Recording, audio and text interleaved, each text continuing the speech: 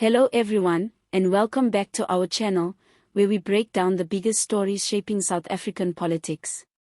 Today, we are diving into a major power struggle brewing at the very top of the country's leadership, a conflict that could have serious implications for the future of the ANC, the stability of the Government of National Unity, and ultimately, the direction South Africa takes after the 2024 general elections.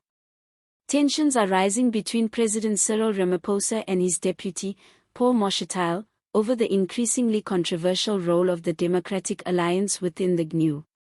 While the surface of the political landscape might seem calm, sources close to Luthuli House suggest that deep divisions are threatening to erupt into open warfare, and the fallout could be seismic.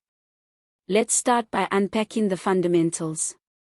President Cyril Ramaphosa has repeatedly championed the GNU as a necessary tool for uniting diverse political forces under one umbrella, especially after the ANC's declining electoral dominance in recent years. In his view, the Democratic Alliance plays a critical stabilizing role in the coalition.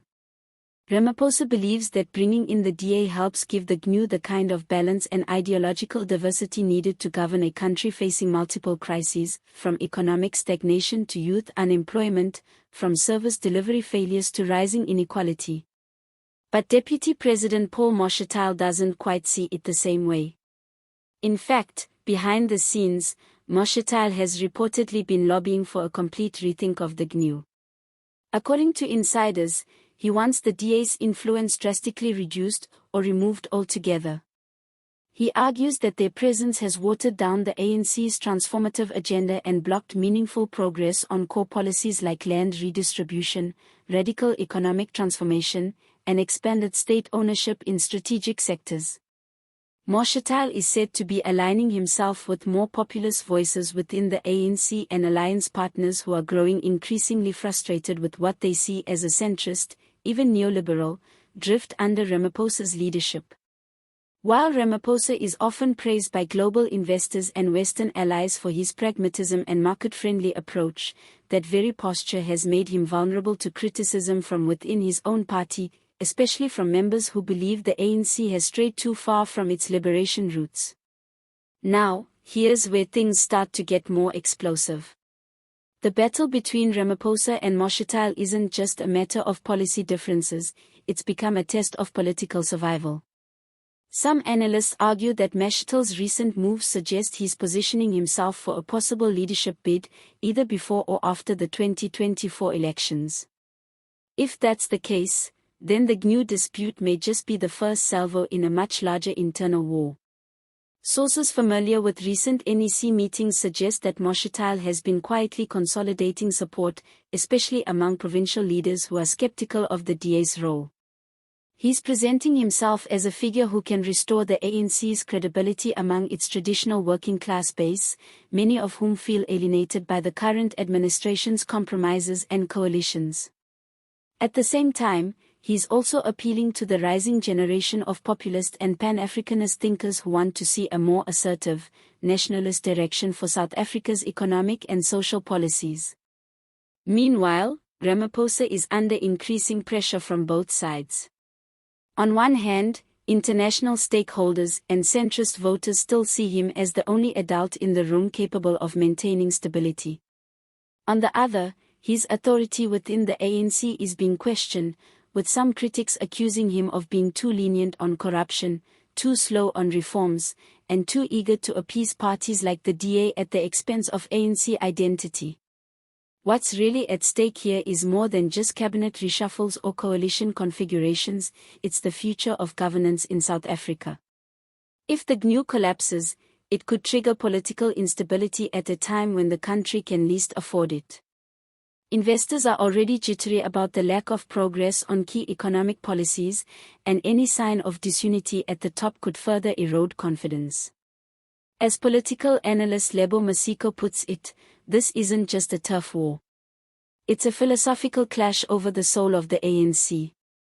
Is the party still a revolutionary movement, or has it become a managerial party prioritizing international credibility over grassroots change?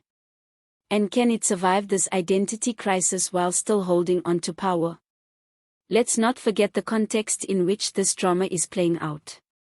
South Africa is facing some of its deepest social and economic problems since the dawn of democracy in 1994.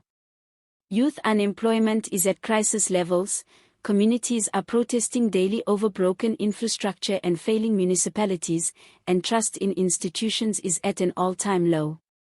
The longer the rift between Ramaphosa and Mashatile continues, the more difficult it will be for the government to deliver the kind of coherent and focused leadership that the country desperately needs.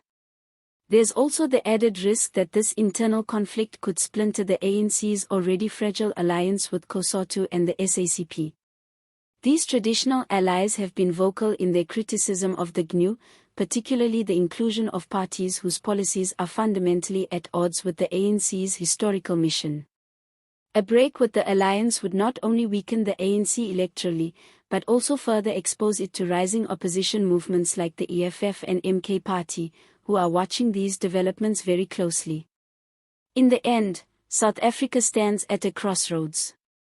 Will the ANC double down on unity, even if it means uncomfortable compromises with ideological rivals? Or will it choose to reinvent itself under leaders like Mashatile, who argue that reclaiming the party's revolutionary identity is the only path forward? Whatever happens next, one thing is clear: the months leading up to the general elections will be among the most unpredictable in our democratic history.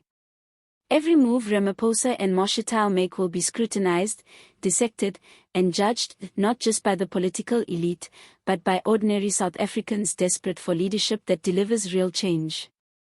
So what do you think, South Africa? Is the GNU a bold experiment in inclusive governance or a house of cards waiting to collapse? Can the ANC survive this internal showdown, or are we witnessing the beginning of a political realignment that could reshape our country for decades to come? Let us know your thoughts in the comments below.